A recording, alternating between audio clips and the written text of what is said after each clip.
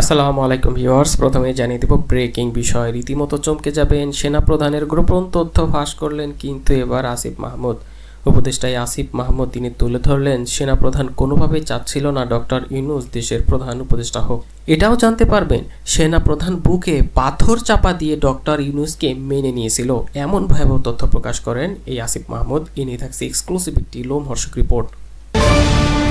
এরপর জানিয়ে দিব এবার প্রধান উপদেষ্টার বক্তব্যের বিষয় নিয়ে এবার ক্ষোভ জানালেন কিন্তু সদ্য পদত্যাগ করা উপদেষ্টা এই নাহিদ ইসলাম। জাতীয় নাগরিক পার্টির এই নেতা এবার তিনি অসন্তোষ প্রকাশ করেছেন ডক্টর ইউনূসের বক্তব্যে। করে নাহিদ ইসলাম কেন প্রধান উপদেষ্টা ডক্টর মোহাম্মদ ইউনূসের প্রতি এমন নিন্দা বক্তব্য জানালেন, এ নিয়ে থাকছে বিস্তারিত। এবং সব শেষে আপনাদের মাঝে জানিয়ে দিব এবার মিস্টার নুরুল হক নূর বললেন সেনাবাহিনী পাশে না দাঁড়ালে গৃহযুদ্ধের পরিস্থিতি হতো। শুধু তাই নয়, সেনাবাহিনী জনগণের মুখোমুখিও করা হচ্ছে এখন। আরও কি কি তথ্য দিলেন ভিডিওর শেষ অংশে এক্সক্লুসিভ রিপোর্টটাও জানিয়ে দেব। এতক্ষণ শুনছিলেন শিরোনাম, এবার বিস্তারিত। রীতিমতো চমকে যাবেন এবার উপদেষ্টা আসিফ মাহমুদ সেনাপ্রধানকে নিয়ে যে ভয়াবহ তথ্য প্রকাশ করলেন, রীতিমতো চমকে যাবেন আপনারা। কি উঠে আসলো এই সেনাপ্রধানকে বিষয়টি নিয়ে, যেখানে তুলে ধরা হয়েছে সেনাপ্রধানের দিক থেকে মূল ভেটো ছিল, অর্থাৎ ডক্টর মোহাম্মদ ইউনূসকে প্রধান উপদেষ্টা বানাতে কখনোই রাজি ছিল না সেনাপ্রধান। কে পাথর চাপা দিয়ে সেনাপ্রধান ডক্টর ইউনূসকে মেনে নিয়েছে বলেও তথ্য প্রকাশ করেছেন আসিফ নজরুল। মূলত আওয়ামী লীগ সরকারের পতনের পর অন্তর্বর্তী সরকারের প্রধান উপদেষ্টার বেছে নেওয়ার ক্ষেত্রে যে আলোচনা হয়েছিল তার মধ্যে নতুন তথ্য প্রকাশ করেছেন স্থানীয় সরকার পল্লী উন্নয়ন ও সমবায় উপদেষ্টা আসিফ মাহমুদ। তিনি বলেছেন মোহাম্মদ ইউনূসকে সরকার প্রধান করার আলোচনার সময় সেনাপ্রধান জেনারেল ওয়াকারুজ্জামানের বিরোধিতা করেছিলেন, এই বলে যে তিনি দণ্ডিত। ক্ষমতাচ্যুত আওয়ামী লীগকে রাজনীতিতে ফেরানোর চেষ্টা চলছে বলে অভিযোগ এনে জাতীয় নাগরিক পার্টির মুখ্য সাংগঠনিক হাসনাত আবদুল্লাহ ফেসবুকে সেনানিবাসে গত 11 মার্চ তাদের উপস্থিতিতে আলোচনার আদ্যপান্ত প্রকাশের পর ফেসবুকে আসিফ মাহমুদের একটি ভিডিও প্রকাশ করেন শুক্রবার। সেখানে এসব কথা বলা হয়। ওই ভিডিওতে কবে ধারণ করা এবং কোন সময়ের ঘটনার বর্ণনা এখন দেওয়া হচ্ছে সেটি উল্লেখ ছিল না। যোগাযোগ করা হলে হাসনাত আবদুল্লাহ বলেন এই সাক্ষাৎকারটি 15 মার্চে রেকর্ড করা হলেও টিভি চ্যানেল থেকে পরবর্তীতে ছাড়তে অনাগ্রহ দেখাচ্ছে। আমাদের কাছে থাকা ভার্সনটি সেই ভার্সনটাই তাই সোশ্যাল মিডিয়ায় ছাড়া হলো। ভিডিওতে আসিফ মাহমুদ বলতে শোনা যায় সেনাপ্রধানের দিক থেকে মূল ভেটো ছিল, অর্থাৎ অন্তর্বর্তী সরকারের প্রধান প্রশ্নে কি হবে, ডক্টর মোহাম্মদ ইউনূস কেন, অন্য কেউ কেন নয়, এমন প্রশ্ন করেছিল কিন্তু সেনাপ্রধান আমাদের বলেছিলেন ডক্টর ইউনূসের নামে মামলা আছে, তিনি একজন কনভিক্টেড পারসন। একজন কনভিক্টেড পারসন কিভাবে একটা দেশের উপদেষ্টা হয়, এমন প্রশ্ন ছড়েছিলেন কিন্তু সেনাপ্রধান। আওয়ামী লীগ সরকারে থাকার সময় 2024 সালের 1 জানুয়ারি ঢাকার 3য় শ্রম আদালত শ্রমিক ঠকানোর মামলায় মোহাম্মদ ইউনূস সহ 6 জনকে 6 মাসের কারাদণ্ড ও 30,000 টাকা জরিমানাও আদেশ দেওয়া হয়। তবে সেই দিন জামিন দেওয়ার তাকে কারাগারে যেতে হয়নি।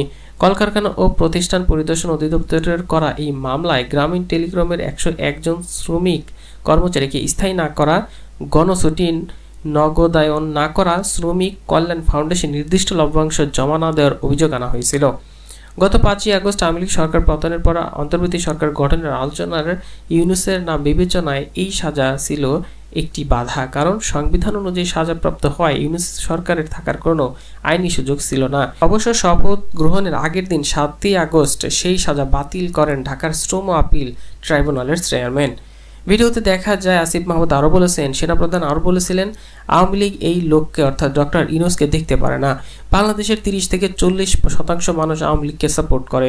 এই 30 থেকে 40% মানুষের বিরুদ্ধে গিয়ে ডক্টর ইউনূসকে প্রধান উপদেষ্টা করা উচিত হবে, এমন প্রশ্ন ছুড়ে দেয় কিন্তু এই সেনাপ্রধান। তবে আলোপচারিতার এক পর্যায়ে সেনাপ্রধান তার আপত্তি প্রত্যাহার করে নেন বলে আসিফ মাহমুদের ভাষ্যে উঠে আসে। ভিডিওতে দেখা যায় উপদেষ্টা বলেন সেনাপ্রধান শেষে আমাদের বলুক, বুকে পাথর চাপা দিয়ে আমি এই সিদ্ধান্ত নিয়েছি, এমনটা বলেন সেনাপ্রধান।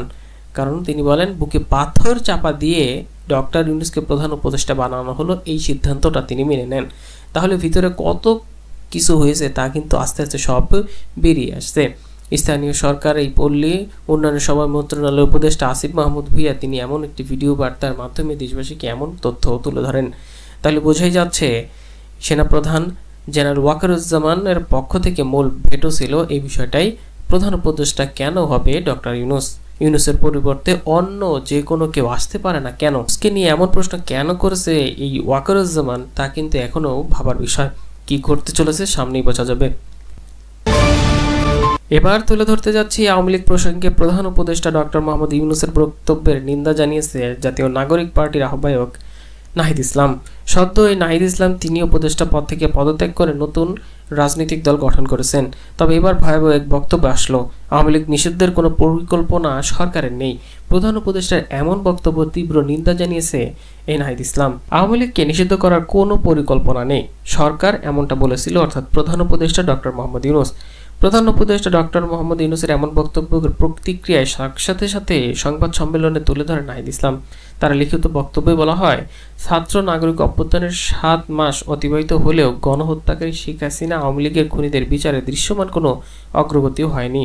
সম্প্রতি জাতিসংঘের মানবাধিকার বিষয়ক কমিশনের প্রতিবেদনে সুস্পষ্টভাবে বলা হয়েছে, জুলাই মাসে বাংলাদেশে সংঘটিত অপরাধ আন্তর্জাতিক অপরাধের শামিল। আওয়ামী লীগের মানবতাবিরোধী অপরাধের ব্যাপারে এত সুস্পষ্ট আন্তর্জাতিক বক্তব্য থাকার পরেও বিচারিক প্রক্রিয়া ধীরগতি অত্যন্ত নিন্দনীয়। জাতীয় নাগরিক পার্টির অবিলম্বে জুলাই গণহত্যা সহ বিগত ফ্যাসিবাদী রেজিমের শাসনামলে সংঘটিত গুম, খুন ও হত্যার বিচার বহির্ভূত হত্যাকাণ্ডের বিচারের দৃশ্যমান অগ্রগতি দেখতে চায় জাতীয় নাগরিক পার্টি। লিখিত বক্তব্যে নাহিদ ইসলাম আরও উল্লেখ করেন, সম্প্রতি অন্তর্বর্তী সরকারের প্রধান উপদেষ্টার মন্তব্য করেছেন, আওয়ামী লীগ নিষিদ্ধের কোনো পরিকল্পনা সরকারের নেই। আমরা তার এই বক্তব্যের তীব্র নিন্দা জানাই। কৃত অপরাধের বিচার, দায়ী স্বীকার, অনুশোচনা, পাপমোচন ব্যতীত আওয়ামী লীগের দল হিসেবে ক্রিয়াশীল থাকার পক্ষে যে কোনো ধরনের তৎপরতা ফ্যাসিস্টের পুনর্বাসন শামিল বলে লিখিত বক্তব্যে উল্লেখ করেন। এতে বলা হয়, এনসিপি জুলাই গণহত্যা সহ বিগত ফ্যাসিবাদী রেজিমে সংঘটিত অপরাধ, গণহত্যা, মানবাধিকারবিরোধী অপরাধের বিচারের নিশ্চয়তা চায় তারা। বিচার চলাকালে আওয়ামী লীগের নিবন্ধন বাতিল করতে হবে বলে হুঁশিয়ারি দেন। এই মাফিয়া গোষ্ঠীর রাজনীতিতে ফেরার কোনো প্রচেষ্টা এনসিপি প্রতিহত করার অঙ্গীকার ব্যক্ত করছে। এবং সব শেষে আপনাদের মাঝে জানিয়ে দিব, সেনাবাহিনী পাশে না দাঁড়ালে গৃহযুদ্ধের পরিচিত হতে বলে দাবি করেছেন নুরুল হক নূর। এখন কেন সেনাবাহিনীকে জনগণের মুখোমুখি করা হচ্ছে, এমন এক ভয়াবহ তথ্য প্রকাশ করেন কিন্তু এবিপি নূর। আরও কি তথ্য দিলেন তিনি? 24-এর গণহত্যার সামরিক বাহিনীর যদি জনগণের পাশে এসে না দাঁড়াতো, তাহলে দেশে একটি গৃহযুদ্ধের পরিস্থিতি তৈরি হতো বলে উল্লেখ করেছেন তিনি। গণঅভ্যুত্থানের পরে সেনাবাহিনীকে কেন জনগণের মুখোমুখি দাঁড় করানো হচ্ছে, সেই প্রশ্ন তুলেছেন তিনি। নুরুল হক নূর বলে, কিছু বুদ্ধিজীবী কৌশলে গণঅভ্যুত্থানের সেনা কর্মকর্তাদের অবদান অস্বীকার করে বিভাজনের তৈরি করতে চায়। এতে দেশের নৈরাজ্য সৃষ্টির আশঙ্কা রয়েছে। সে কারণে সবাইকে এই বিষয়ে সজাগ থাকার আহ্বান জানিয়েছেন তিনি। গণ অধিকার পরিষদের নেতা নুরুল হক নূর বলেন, ছাত্র সমন্বয়করা তদবির করে আওয়ামী লীগ দোসরদের রাষ্ট্রীয় গুরুত্বপূর্ণ পদে যাওয়ার সুযোগ করে দিচ্ছে, আর দোষ চাপাচ্ছে সেনাবাহিনী ও সরকারের উপর। সরকারি সুযোগ সুবিধা নিয়ে যারা দল গঠন করেছে, তারাও শেখ হাসিনার মতো ফ্যাসিস্ট দল হতে চায় বলে মন্তব্য করেছেন তিনি। আওয়ামী লীগকে নিষিদ্ধ দাবি জানিয়ে সমাবেশে বক্তব্য দেন গণ অধিকার পরিষদের সাধারণ সম্পাদক রাশেদ খান মামুন। তিনিও বলেন, নতুন করে এটি নিয়ে রাজনৈতিক বা জাতীয় ঐক্যমতের প্রয়োজন নেই বলে দাবি করেন তিনি আরও নানাভাবে তথ্য দেন, কেন এখন হঠাৎ করে সেনাবাহিনীকে জনগণের সামনে দাঁড় করাচ্ছে।